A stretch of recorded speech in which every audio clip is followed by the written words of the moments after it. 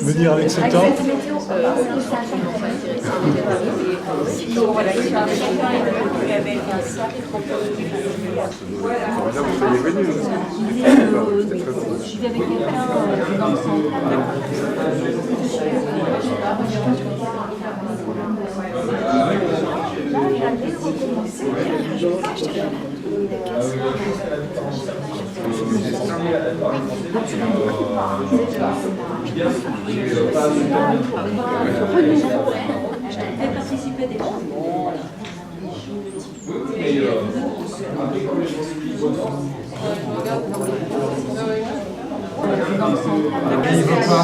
Ah ouais.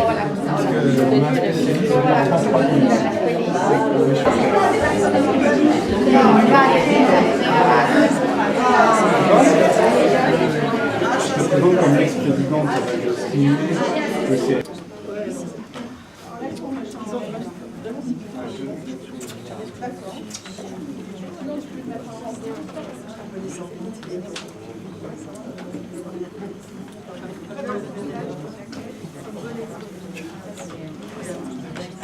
On démarre là. Alors les derniers retardataires s'y est, s'il vous plaît. On est un peu indiscipliné à Citoyens sans frontières. Je vois que les adhérents de Regard Indépendant sont bien sagement assis sur leur siège. Et notre vice-président préféré. Alors, bonsoir, bienvenue à cette séance pour nous exceptionnelle, je pense pour vous aussi, enfin, vous direz après, organisée avec Regard Indépendant, pour la venue à Nice de Gérard Courant, donc le réalisateur du journal de Joseph M, que nous allons passer tout de suite, et Joseph Morder, qui est dans la salle, discrètement assis, mais qui est bien là. Dont nous présenterons à 20h30 le long métrage L'Arbre mort. Moi, je vais m'arrêter là parce que je donne tout de suite la parole à Vincent qui va vous présenter Gérard Courant et le journal de Joseph M. Voilà. Excellentissime projection. Merci Josiane. Bien, bonsoir, merci d'avoir bravé les éléments et sans doute les bouchons, à cause du match de foot, pour donc venir accueillir donc, deux cinéastes tout à fait exceptionnels.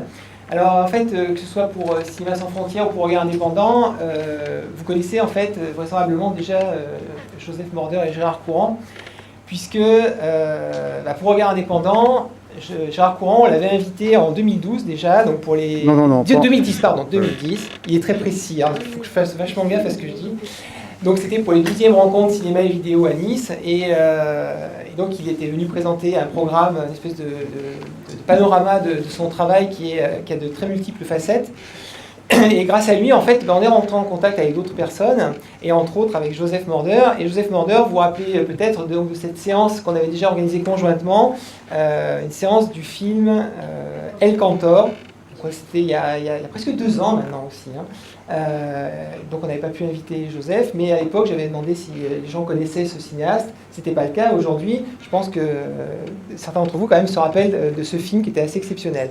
Donc ce sont deux cinéastes qui sont chers à notre cœur pour un tas de raisons, de bonnes raisons. Donc moi, je ne vais pas vraiment présenter Joseph, puisque d'abord, Josiane a prévu quelque chose pour la deuxième séance, et puis parce que le film que vous allez voir, le journal de Joseph M, est un portrait de Joseph Morder par son ami Gérard Courant, qui est ici, que je remercie d'être venu. Voilà, vous pouvez les applaudir. Donc je ne vais pas vous faire de toute façon un grand discours pour présenter son travail. Je vais commencer par une pensée de quelqu'un qui n'est pas là, qui aimerait bien être là, c'est Vincent Roussel. Vincent Roussel sévit sur la toile sous le nom du Dr Orloff. Il a un des plus vieux blogs cinéma d'Internet et c'est devenu, je pense, un exégète de Gérard Courant. C'est grâce à lui que j'ai fait la connaissance de son œuvre et il y a un avant et un après Gérard Courant. Parce que en fait, on connaît, vous connaissez tous l'histoire grosso modo, l'histoire du cinéma français, y compris récent. Mais c'est vrai qu'il y a un certain nombre de cinéastes qu'on connaît peu, qui ont, et c'est ça qu'on trouve remarquable, bâti une œuvre imposante et complexe, sans forcément avoir été sous le feu des médias habituels. Et quand on découvre cette œuvre, ben je dirais que c'est assez formidable parce que ça élargit vraiment notre champ de perception de la connaissance du cinéma et de ce que ça a pu représenter sur, disons, les 30 dernières années, ce qui n'est pas tout à fait rien. Et tous les cinéastes qui sont liés en fait un peu à leur mouvance sont des cinéastes assez discrets, mais qui sont largement aussi intéressants que des cinéastes beaucoup plus reconnus. Alors, de Gérard, je vais peut-être me borner à quelques données biographiques. Donc, il est né en 1951 à Lyon, c'est une chose qui est importante. Il est le fils d'un écrivain et historien, ce qui n'est peut-être pas tout à fait pour rien dans sa manière de concevoir le cinéma. Et il a réalisé quelque chose comme plus de 500 films, ce qui est quand même assez gigantesque. Depuis 1976, le premier court-métrage qui est Marilyn, Guy Lux et les nonnes. Rien que le titre, j'ai jamais vu ce film, mais rien que le titre, ça donne vraiment envie. Et le premier long, donc qui suit un an plus tard, le titre aussi est très beau, c'est Urgent ou à quoi bon exécuter des projets puisque le projet est en lui-même une jouissance suffisante. Et qui est tourné en partie dans la région à Cannes. Voilà. Alors la caractéristique, donc peut-être le travail le plus connu de Gérard sont les cinématons. On en avait présenté une dizaine. Donc les cinématons, c'est une œuvre qui court donc qui continue aujourd'hui. C'est comment dire en anglais un work in progress. Donc c'est le principe du cinématon, c'est un portrait filmé comme un photomaton, mais filmé cette fois-ci avec une bobine de Super 8. Alors la bobine de Super 8, ceux qui sont habitués aux tournées montées, vous savez, c'est 15 mètres, 3 minutes 15, 3 minutes 20.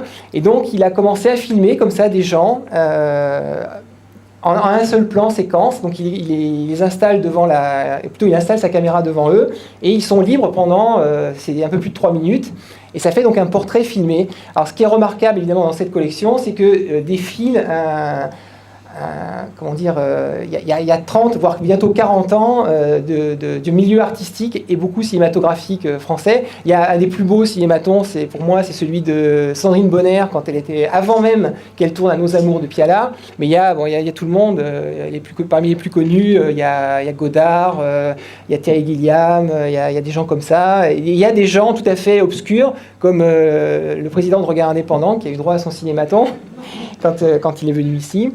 Et il y a des gens aussi de tous les pays qui rencontrent en fonction des festivals dans lesquels il est invité.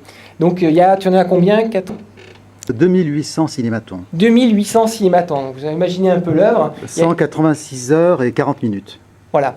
Ça, c'est la donnée pour aujourd'hui, parce qu'il est vraisemblable qu'avant la fin de son séjour à Nice, ça aura changé. Qui c'est qui a été cinématonné là, depuis qu'ils sont arrivés ? Ça va venir. Voilà, donc ça c'est son œuvre la plus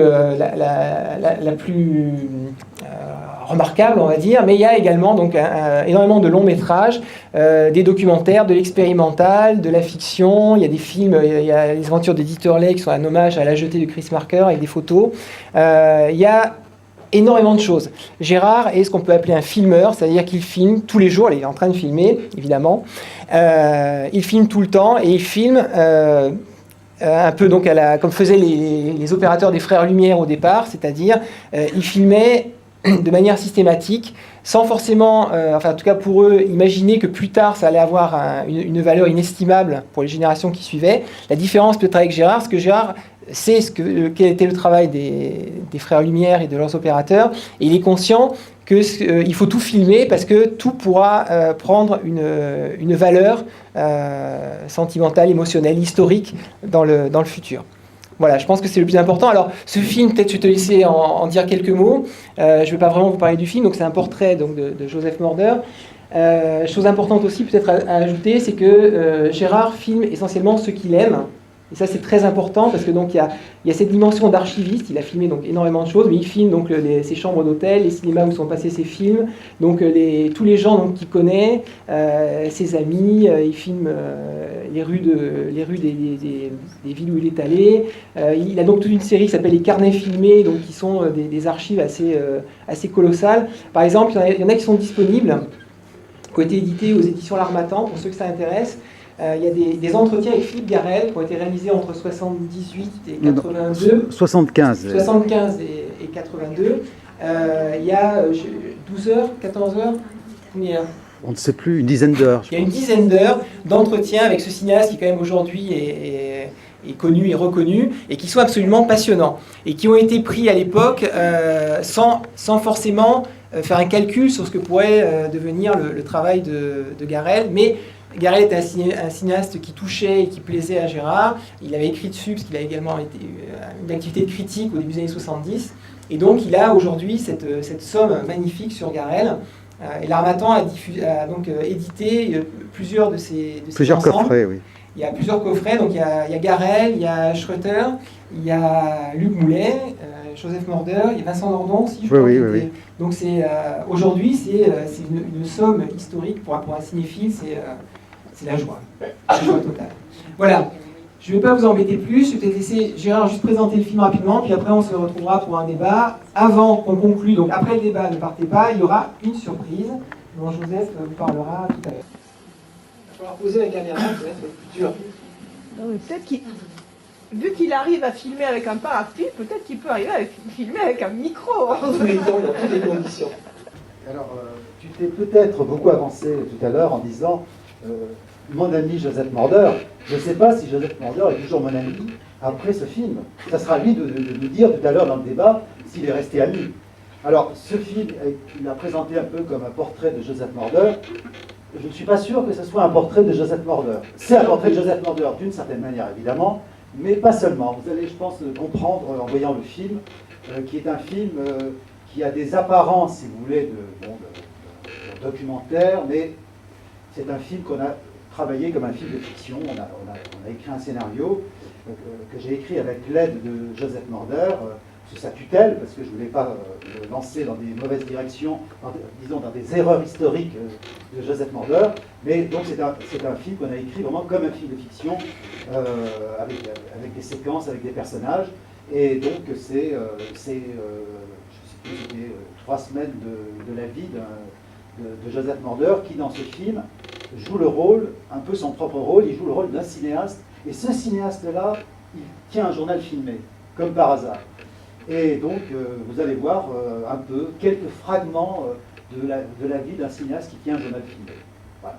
Donc, je vous souhaite une excellente projection. Et après la projection, on aura l'occasion de discuter. Je suis donc à votre disposition pour en parler. Et Joseph Morder aussi dans la salle. Il pourra aussi échanger avec vous. Voilà. À tout à l'heure. Donc, bonne projection. Merci.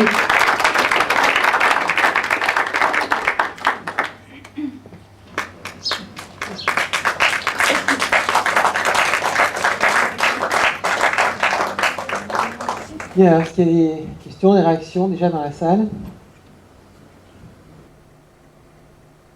En tout cas, de mon côté, Joseph Morder est resté mon ami, puisqu'on a continué à faire des films.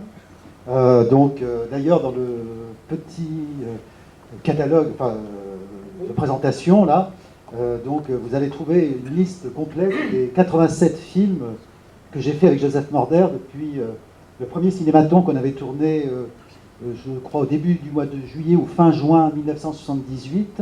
C'était à La Rochelle, pendant le festival de La Rochelle. Chaque année, on fait à chaque fois des nouveaux films. Je pense qu'il est resté un excellent ami, mais il faut qu'il reste quand même très sérieux. Parce que s'il veut continuer à cette odyssée cinématographique, quand je dis sérieux, il faut qu'il soit Morlock, bien sûr. Donc, je vous laisse la parole. Alors, moi, j'aimerais bien que vous parliez des Morlocks, justement. Alors là, les Morlocks, moi, je suis mal placé pour en parler, parce que ça a été... Les Morlocks existe bien avant que j'apparaisse dans la lumière cinématographique, parce que c'est Joseph Morder, Guy Pezzetta et Jean-Claude Rémignac qui étaient étudiants dans une école de cinéma qui s'appelait le Conservatoire. Indépendant du cinéma français. Voilà. CICF. Voilà. Et donc vous avez créé les Morlocks en 68, sauf erreur. 69. Et donc, alors là, c'est un peu à Joseph de parler de cette invention, parce que moi j'étais un provincial, alors que ça s'est créé à Paris, quoi.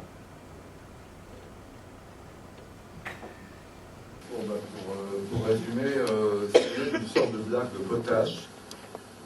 Donc j'étais dans cette école de cinéma qui existe toujours, qui s'appelle actuellement le CLCF, le Conservatoire libre du cinéma français. Et c'était une école voilà, où j'avoue que je n'ai pas appris grand-chose, mais au moins j'ai rencontré des amis qui, pour certains, sont devenus des collègues de travail, puisque, entre autres, deux d'entre eux sont devenus les producteurs de l'Arbre Mort, c'est-à-dire Mireille Fuentes et Ariane aussi Patrick Bruni. Et donc les Morlocks, c'est simplement à l'époque, comme l'a dit Gérard, ces deux collègues d'école, c'est aussi des amis de Jean-Claude Rémignac et Guy Pezzetta. On discutait beaucoup entre nous, évidemment, on s'engueulait souvent, ce qui est normal, et à propos des films, et en particulier à propos des films de Mocky. Je me souviens de Jean-Pierre Mocky. Et Jean-Pierre Mocky a fait un film vers 1961, je crois, qui s'appelle Snob, où il y a plusieurs acteurs, dont Francis Blanche. Et à l'époque, je suis au régime actuellement, mais j'étais encore plus gros, un peu comme Francis Blanche. Et donc, il trouvait qu'il y avait une certaine ressemblance. J'avais des moustaches, comme aussi, comme Francis Blanche dans certains de ses films.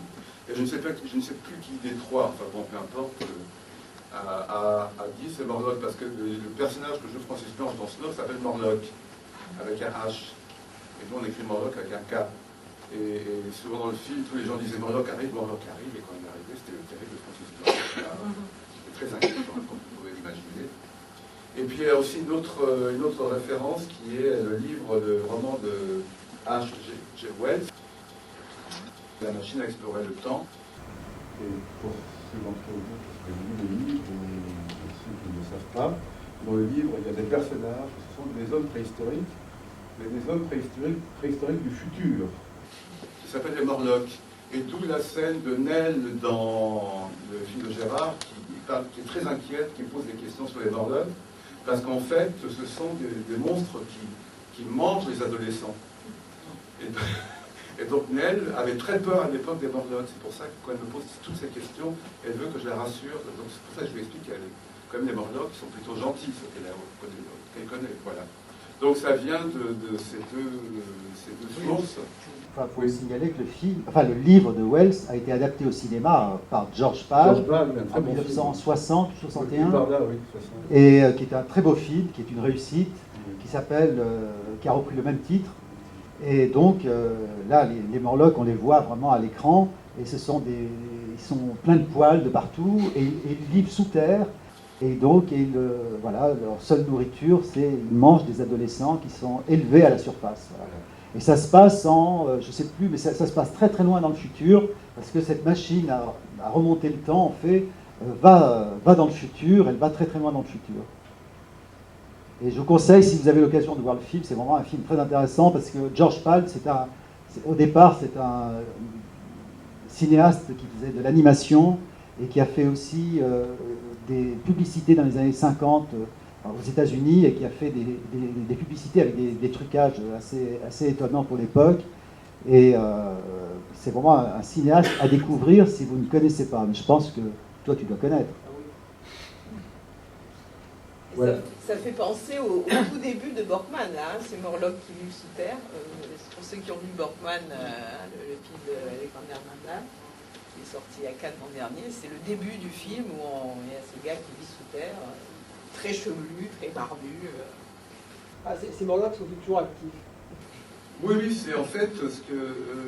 alors, pour aller très vite... Moi, je peux prendre le relais, parce qu'après... Justement, voilà. Parce que dans les années 70, donc, ce trio faisait la pluie et le beau temps dans les festivals de cinéma, où ils ils ont créé un prix Morlock, donc ils choisissaient un film, alors là, qui avait alors, un certain Voilà. C'est-à-dire que sens Morlock. Voilà, c'est-à-dire qu'au bout d'un certain temps, donc c'est une expression qui est née entre nous. Par exemple, on allait voir un film, en fait c'était surtout les films où on parlait du quotidien, du dérisoire.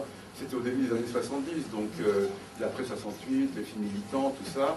Donc, et on disait, comme ça entre nous, quelqu'un d'un peu spécial avec une tronche, donc, comme souvent dans les films de Noki, on disait c'est Morlock, voilà. Même des fois encore, quand je regarde à la télé une interview surréaliste, ou très idiote, ou super géniale, je me dis voilà, ça c'est Morlock, c'est extraordinaire. Donc c'est devenu un adjectif entre nous, tout ce qui nous semblait un peu relié au quotidien, quelque chose de ce qu'on appelait du dérisoire, mais aussi du merveilleux.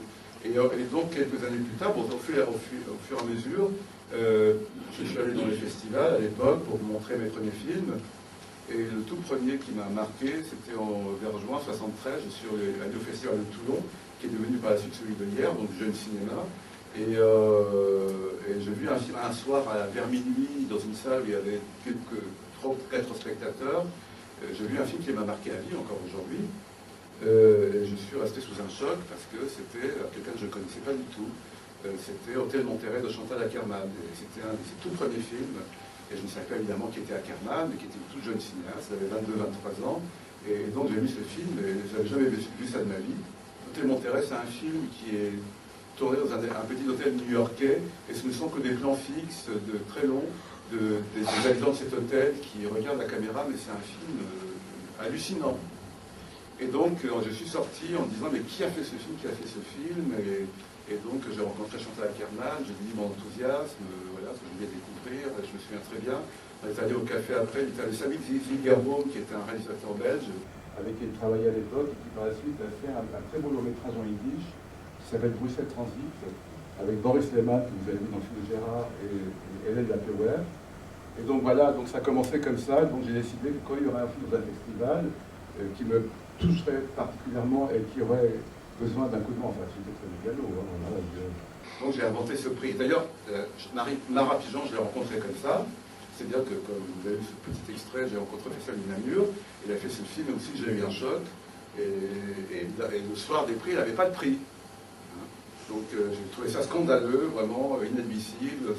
Les films qui avaient des prix, c'était des films très ringards, aucun intérêt, une cérémonie très empesée, enfin, avec des vrais chèques, et donc moi qui suis super timide, je ne sais pas comment j'ai fait, j'étais tellement scandalisé que je me suis transcendé et je suis monté sur scène. Ça fait très peur à l'organisateur parce que je croyais que j'allais l'insulter et tout.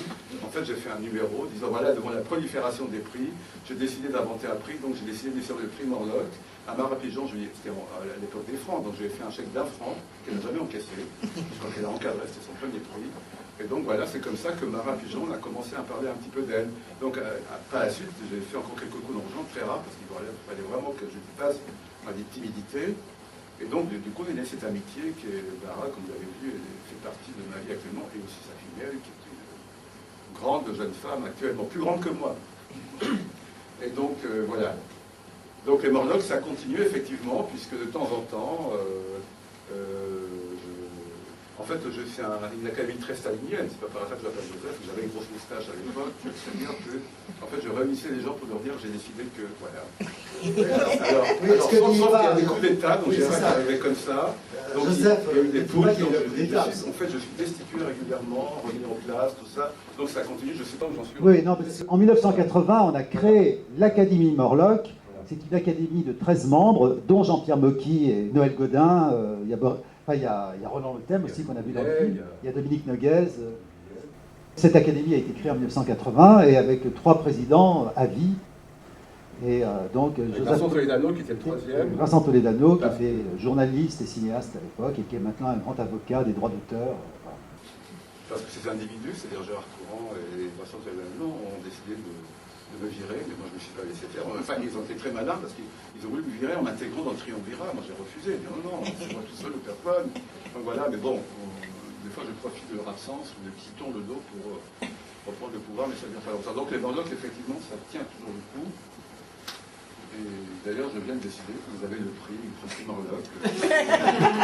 François et Josiane, et Regard Indépendant pour cette soirée extraordinaire. Gérard, si tu es d'accord, parce que j'ai décidé. Il n'y a pas que Regard Indépendant qui organise. Non, je sais, c'est ma Mercury. Mais c'est nous qui avons le prix. Voilà. Vous pouvez aussi devenir président. Ça, ce serait intéressant. Un public qui devient président Morlock. Ça, ce serait nouveau, Gérard. Voilà. Alors, je renonce au pouvoir, je vous le sais. Attention, c'est louche. Ça ne peut pas durer longtemps parce que les Morlocks, ce qui est très important, ça c'est essentiel, et c'est la seule raison d'exclusion définitive à vie et pour l'éternité, c'est que si vous osez aller l'inscrire à la préfecture, c'est fini. Les Morlocks ne doivent pas exister sur le papier, c'est un esprit qui circule. D'ailleurs, il y a eu un cas exemplaire, il y a eu un peintre qui a fondé un groupe Morlock, il avait le droit, puisque personne ne détient le droit, il avait déposé à la préfecture, ça n'a pas duré longtemps. Et donc on est encore là. Voilà. Alors, je ne sais pas si le journal de Joseph M. est un film Morlock. En tout cas, il y a des fragments Morlock dans le film. Alors, J'ai une question. Oui, j'ai une question. En fait, j'aimerais savoir comment la collaboration, puisque vous avez dit au début, avant le film, que vous aviez écrit, que c'est scénarisé, donc vous avez fait le scénario ensemble. Eh bien, est-ce que, justement, le côté Joseph Staline de M. Morder l'a emporté, ou bien est-ce que ça a été une vraie collaboration, puisque vous connaissez... Oui, non, ça ne s'est pas passé comme ça. J'ai écrit un scénario, et sous le regard de Joseph, et donc je lui soumettais un certain nombre, enfin l'avancée de mon travail, et après on en discutait, et donc il disait, il donnait sa vérité personnelle, et ça me permettait aussi de corriger certaines choses pour aller au plus profond de la personnalité de Joseph. Parce qu'au départ, c'est un film qui s'est fait en plusieurs fois, c'est-à-dire qu'au départ, il devait être tourné avec une maison de production en 1996, et en fait, le tournage a été annulé au tout dernier moment parce que la production a eu un problème. Et en fait, donc, le film s'est tourné, la plus grande partie ne s'est tournée qu'en 1999. Et donc, entre-temps, j'ai changé de producteur, et donc le nouveau producteur voulait avoir un scénario vraiment bien ficelé pour trouver de l'argent. Ça m'a obligé, si vous voulez, à être beaucoup plus précis. Alors qu'au départ, je pense, si on avait tourné ce film en septembre 1996, comme c'était prévu, je pense qu'il aurait été peut-être plus improvisé, peut-être plus Morlock d'ailleurs. Et là, ça nous a... là, après, il y a eu l'arrivée du CNC, puis il y avait Canal+, donc il fallait être plus disons, cadrer plus les choses. Voilà. Et donc, ce que je recherchais aussi dans le film, c'était de retrouver aussi l'univers de Joseph Morder. Et pour ceux qui ne connaissent pas Joseph Morder, donc ça leur permet de découvrir des parcelles de sa personnalité. Et pour ceux qui connaissent Joseph Morder, ils peuvent retrouver dans certaines séquences, certains films de Joseph qu'ils connaissent. Par exemple, quand il chante la chanson, quand il téléphone, c'est une chanson d'un film de Charles-Henri Dupas, avec d'autres paroles. Il y a toutes sortes comme ça de références à ses propres films. Mais si on ne connaît pas ces films-là, c'est pas grave, on peut suivre le film sans problème, et ça peut encourager les spectateurs à découvrir ces films. Alors, je ne sais pas si j'ai bien répondu à la question. Oui. Pas tout à fait, mais bon. Pas tout à fait, mais c'est déjà pas... peut-être pour aller un peu dans ce sens, moi j'ai une question, parce que la première fois que je l'ai vu, en fait, moi j'ai pris à peu près tout pour argent comptant. Bon, après, là en le voyant ce soir, du coup je remettais un peu tout en doute. La part fictionnée est quand même assez importante. La séquence à la cinémathèque, par exemple, c'est pas... Tout est de la fiction, bien sûr, c'est une fausse séance, bien sûr. Si ça avait été une vraie séance, il y aurait eu plus de spectateurs déjà, parce que là, on n'avait pas les moyens de payer des figurants. En fait, je sais pas, il y a peut-être 25 ou 30 personnes. En fait, c'est des connaissances. D'ailleurs, il y a plein dans cette salle, il y a plein de cinéastes. Il y a Pierre Merechkovski, d'ailleurs, qu'on voit. Je me souviens de Gérard Tallet, Yves-Marie Rollin. Bon, il y a un certain nombre. Il y a Jean-Claude Moirot. Enfin, il y a pas mal de personnalités du cinéma. Et non, tout a été mis en scène. Oui, bien sûr. Oui. Et même Paini a joué son rôle de directeur de la Cinémathèque. Et à l'époque, il était directeur de la Cinémathèque. Parce qu'en en même temps, toute la base est fausse. Non, toute la base est réelle. Ah, Et après, elle est. Les cinéastes jouent leur un rôle. vrai faux portrait de Joseph Morder. Hein. Il y a... Alors là, La caméra est-elle vraie? la La caméra Super de 8. Joseph, La Super 8. bah, oui, puisqu'on voit le résultat. Très souvent, on voit le résultat. Oui, c'est exact. Mais ce qui m'intéressait, je vais vous laisser, je finis la chose, c'est que, il y a un film de référence quand même dans le journal de Joseph F. Il y en a un certain nombre. Il y a aussi quand même Vérité et mensonge de Orson Welles, qui est un film qui nous rattache, Joseph et moi. Bon, même si on n'est pas tout à fait d'accord sur sur le cinéaste Orson Welles, là ça serait un autre débat. Mais disons, la monteuse du journal de Joseph M., c'était l'assistante monteuse de Vérité et mensonge. Donc c'était intéressant de travailler avec Elisabeth Moulinier, puisqu'il s'agit d'elle, et donc il a apporté beaucoup de choses au film. C'est-à-dire que j'ai fait pas mal de films avec elle, et chaque fois que j'ai fait un film avec elle, je lui ai vraiment laissé une liberté vraiment importante dans le choix de la structure du film. Évidemment, après, il faut qu'on soit d'accord sur cette structure, mais elle a apporté beaucoup d'idées que moi-même, je n'avais pas au départ. C'est ça qui est intéressant quand on travaille avec d'autres personnes, c'est on travaille dans une équipe, donc toutes les personnes de l'équipe peuvent apporter des choses. Par exemple, j'aime beaucoup le travail d'Isabelle Fermont à la caméra. C'est une caméra woman que j'apprécie beaucoup. J'ai fait malheureusement que 2 films avec elle, mais là aussi elle a apporté beaucoup, elle a pris beaucoup d'initiatives. Bon, bien entendu, je l'ai bien expliqué ce que je voulais faire, et donc à partir de là, je lui ai laissé vraiment je l'ai laissé œuvrer, et même j'avais une telle confiance en elle que d'ailleurs ça me surprend avec le recul, c'est que je ne regardais jamais dans l'œil ton de la caméra. C'est-à-dire, elle était une sorte de prolongement de moi-même, et elle a fait ce que j'aurais fait moi, mais elle l'a fait en mieux, bien sûr, parce qu'elle est une grande chef-op, et voilà. Donc ça, c'est des personnes comme ça qui ont amené beaucoup de choses. Et puis évidemment, Joseph, il a amené beaucoup de choses aussi, parce que quelquefois, quand je préparais le film, j'avais certaines idées qui étaient un peu embryonnaires, et donc il disait non, oui, en effet, allons dans ce sens-là, et il apportait beaucoup d'épaisseur à des petites idées comme ça qui devenaient des grandes idées. À vous. Juste une réflexion et question, question en même temps, pour rebondir sur l'intervention de la spectatrice précédente et sur l'intervention de Joseph Morder. Dans le film, je me posais la question du statut du hors-champ, parce que Joseph Morder, au fond, est à la fois le personnage principal de la fiction, le sujet du documentaire quand on est du côté du documentaire, tout ça avec beaucoup de recul parce que les scènes jouées sont très jouées. On mentionne le hors-champ, notamment dans la scène à la fin avec Marcel Agoun, on le nomme et puis on l'entend, puisqu'il y a le coupé. Ouais, mais là, c'est un peu spécial, hein, parce que oui. C'est un hommage à Hanoun, et là on entre, justement, là c'est une intrusion dans l'œuvre d'Hanoun, où justement il y a le cinéma de Hanoun pose, de son premier à son dernier film, il pose la question du spectateur. Toute cette séquence, c'est vraiment en même temps un hommage à Hanoun. Qui apparaît à l'écran, d'ailleurs, le film apparaît à l'écran aussi. Et du coup, et puis on a du hors-champ dans la caméra de Joseph Morder, parce qu'on voit tout le film. Et du coup, je me posais la question de pourquoi, au fond, votre hors-champ, le hors-champ de la caméra.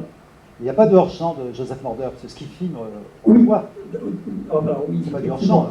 Du coup, on est alors dans un autre champ encore plus. Oui, parce que si on ne montrait pas ce qu'il filme, là, il y aurait du hors-champ, mais là, justement, en général, oui. On voit ce qu'il filme. Mais alors, du coup, pourquoi est-ce que on reste au bord comme ça, on entend quand même la manière dont le film est mis en abîme, et pour autant, on ne vous voit pas. Ah, si, on voit plusieurs fois. Je suis dans les Morlocks, à la séquence inaugurale. On me voit aussi à un moment donné, je descends les escaliers du métro, et on me voit aussi dans la séquence du 1er mai, qui elle avait été tournée en 1997.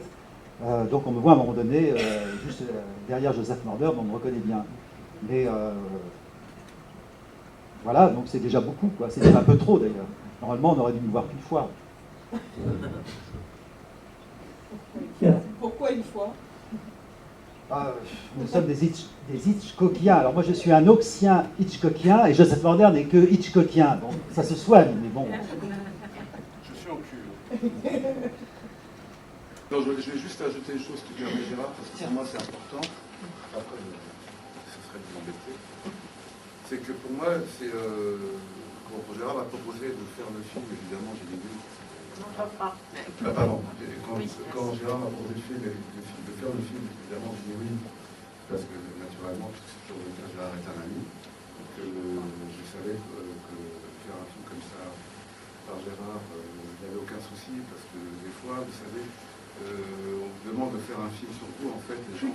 Pardon. Excusez-moi. Des fois, les gens vous proposent de faire un portrait de vous, mais en réalité, ils parlent de... Et c'est très important pour moi. Donc, Gérard me demandant de faire le film, malgré les apparences, malgré le fait que je fasse un journal qui vient de me réserver, ça arrive. Mais, pour moi, j'ai dit oui pour une raison très importante, c'est un peu ce que j'ai essayé d'expliquer, c'est que c'est peut-être dans le titre, c'est un film sur Joseph M, mais pour moi, c'est un autoportrait de Gérard Courant. Et c'est pour ça que j'ai dit oui au fait, dans le fond. Parce que je savais très bien, j'ai dit une seule chose à Gérard, je suis d'accord pour le faire, mais sache que je suis ta marionnette. Justement, c'est là où on parle de fiction, et parce que ce n'est que de cette manière-là que je peux me dévoiler. C'est la part de mystère qui pour moi est essentielle. Et donc, quand je vois le film, évidemment, je suis à l'écran, mais comme le dit Gérard, vous l'avez vu, je suis l'interprète de Gérard. Bien sûr que ça parle de ma vie, mais c'est une vie vue par Gérard. Et là où je me suis permis d'intervenir, c'est simplement en disant, voilà, c'est les couleurs des costumes, en fait. Mais c'est important, c'est une chose très importante. C'est-à-dire que dans chaque séquence, la couleur de la chemise que je porte a un lien avec la nature de la scène. Dans une séquence, j'ai une chemise jaune, François Michaud est habillé en vert. L'harmonie des couleurs, pour moi, est très importante. C'est ce qui traduit la psychologie des personnages. Et d'ailleurs, c'est le côté cirquien que j'ai essayé de travailler beaucoup dans l'abondance. Si vous voulez, on en parlera après. Mais bon, évidemment, il y a d'autres choses, mais c'est un détail qui est essentiel. Et c'est pour ça que je veux juste vous dire, parce que M. Gérard est trop petit pour le dire, mais en fait, Gérard, pour moi, apparaît dans chaque plan du film. Voilà. Alors ça, c'est une bonne introduction, parce que moi, j'allais vous poser justement cette question, parce que on dit toujours en peinture, justement, que tous les portraits des grands peintres sont des autoportraits, que la Mona Lisa, c'est Léonard, etc. Ah, là, si je parle vraiment ouais, alors là, il faut vraiment manger le micro. Hein. Bon, je préfère les glaces de chez Fénoc. Ouais, je disais qu'en peinture, on a l'habitude de dire que les portraits sont en fait des autoportraits du peintre, hein, que Mona Lisa, c'est Léonard de Vinci, etc. Quoi. Et moi, c'est vraiment la question que j'avais envie de poser à Gérard Courant, parce que son œuvre, ce sont pratiquement que des portraits de personnes ou de lieux, mais bon, même dans les lieux, il y a des portraits de personnes. Le cinématon, évidemment, mais les carnets films aussi. Donc, est-ce que c'est, comme dirait Ben, notre voix locale, l'ego qui est à la base de toute création? Est-ce que parler des autres, c'est forcément parler de soi? J'aimerais bien que vous parliez un peu de ça, si c'est possible. Oui, bah, tout est dit, quoi. Enfin, n'importe comment, on ne peut pas échapper à soi-même. Donc, je ne sais pas, je ne vois pas un cinéaste qui pourrait dire, qui fait un film, qui pourrait dire « je ne suis pas dans mon film ». Je ne sais pas, même Giraud, dans Le Gendarme à Saint-Tropez, il est dans son film, mais on ne peut pas y échapper. Donc c'est hypocrite de dire, voilà, non, je ne suis pas dans mon film. Donc, ça frôlerait le ridicule, quoi. Donc on est obligatoirement dedans, bien sûr. Mais en littérature aussi, ou en peinture, c'est la même chose. Les cinématons, bah oui, ça c'est... Je ne sais plus qui avait écrit ça, un historien du cinéma qui avait dit Cinématon, c'est un autoportrait de Gérard Courant en regardant les autres. Je ne sais plus qui avait écrit ça, peut-être Dominique Noguez. Mais bien sûr, mais c'est presque une lapalissade de dire ça. Je pense que Vincent, je sais pas, tu poses la question aussi. Moi, j'avais trouvé ça assez évident quand je l'avais vu. Pas en général, je parlais. Ah oui, non, en général, le metteur en scène, il vient de lui dedans. Enfin, autant qu'on le laisse faire, en tout cas. Donc, plus on est libre, plus on peut mettre de soi tel qu'on pense soi. C'est un regard. Hein.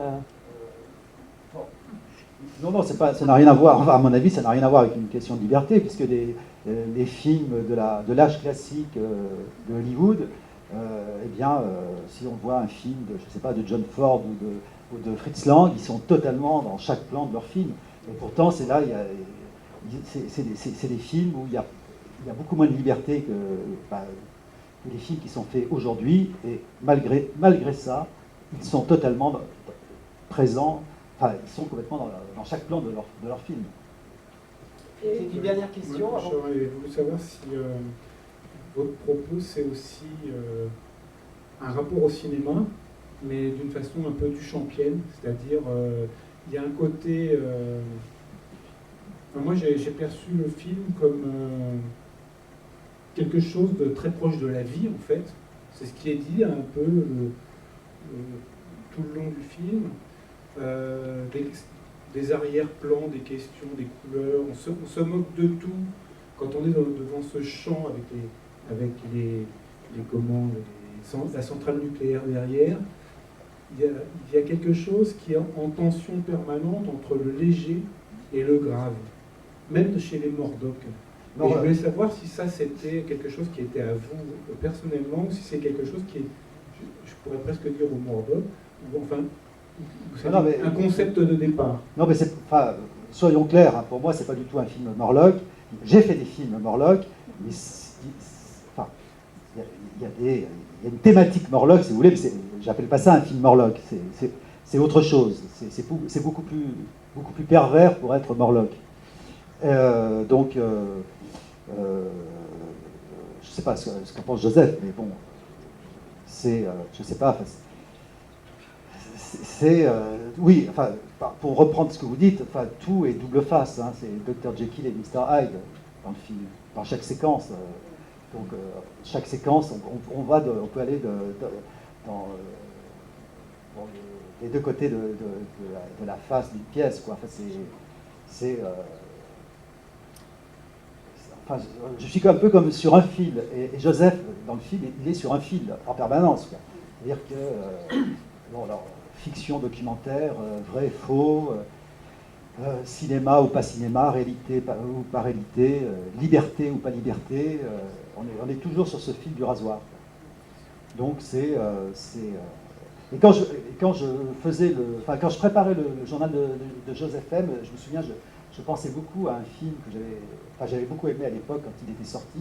C'était le journal de David Holtzman, de Jim McBride, qui est sorti vers 74 ou peut-être 75 et qui racontait en fait l'histoire d'un cinéaste qui tournait son journal filmé, et donc il racontait toute une histoire, et à la fin du film on s'aperçoit, donc on découvre en fait que ce n'était pas c'était un film de fiction complètement, tout était faux, quoi. Ça, c'était quelque chose que j'avais pas mal en tête. Et bon, puis aussi le film de Orson Welles, Vérité et mensonge, quoi. C'était très présent pour elle. Je pense qu'on va arrêter le débat pour passer le court-métrage. Et ensuite, on aura peut-être quand même 5 minutes pour se dégourdir les jambes avant de reprendre avec le long-métrage. Je vais dire au collectionniste de lancer Moi, je tiens à remercier donc Gérard pour être venu présenter ce film, et Joseph pour avoir accompagné, ce que tu avais compris tout à l'heure.